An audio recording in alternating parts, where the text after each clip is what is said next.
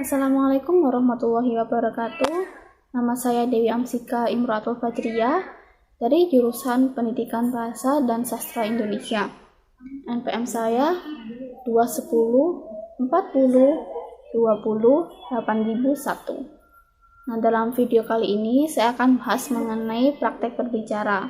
Tapi sebelum dalam langkah masuk ke materi praktek, saya akan bahaskan terlebih dahulu mengenai berbicara. Nah, berbicara itu apa?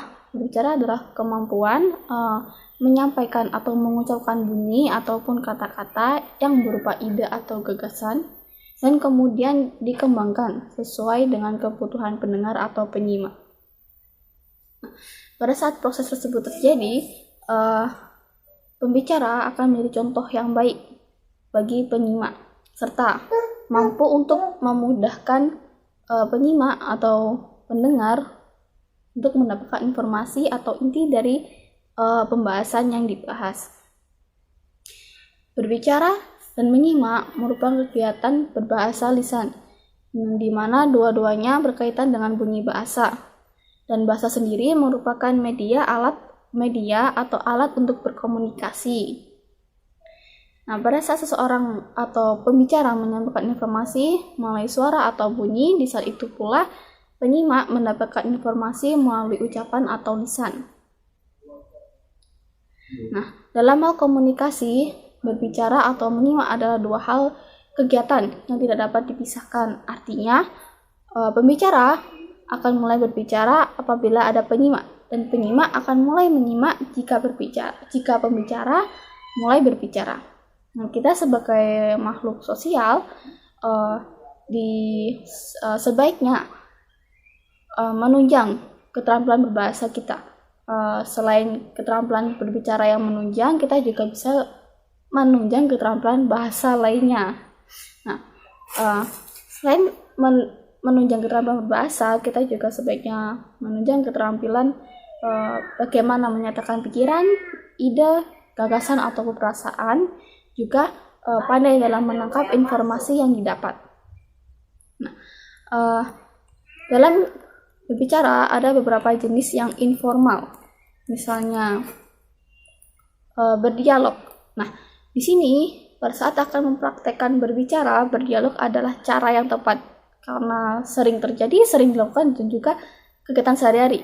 Nah, berdialog adalah tukar pikiran atau ide atau sesuatu hal antara dua orang atau lebih. Nah, tujuan dari berdialog adalah mencapai mufakat atau membandingkan suatu masalah, di mana dalam dialog sendiri terkadang kata-kata yang diucapkan atau kalimat itu biasanya berupa kalimat pendek. Namun bukan berarti hal itu sepele, karena dalam berdialog kita bisa melihat mimik muka sebagai pendukung, juga anggukan kepala, gerakan tangan.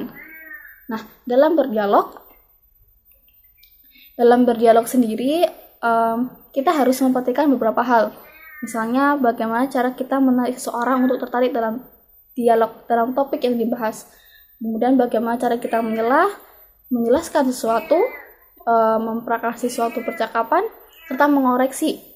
Juga bagaimana cara kita mengakhiri dialog tersebut. Nah, jenis-jenis dialog informal tidak hanya dialog, yang kemudian bisa salah satunya adalah penyampaian pengumuman. Penyampaian pengumuman bisa dilakukan pada saat berpidato. Nah, saat pidato kita menggunakan suara yang keras, intonasi tepat, serta gaya penampilan yang menarik. Juga kita harus memperhatikan siapa pendengar, khayalak umum ataupun khalayak ramai. Maksudnya seperti orang tertentu atau masyarakat umum. Nah, jenis informal dialog lainnya merupakan debat. Nah, debat ini merupakan proses komunikasi untuk menyampaikan argumentasi karena harus mempertahankan pendapat. Nah, selain debat ada juga bertelepon, kemudian bercerita, di mana manfaat bercerita adalah memberikan hiburan, kebenaran, serta memberikan keteladanan.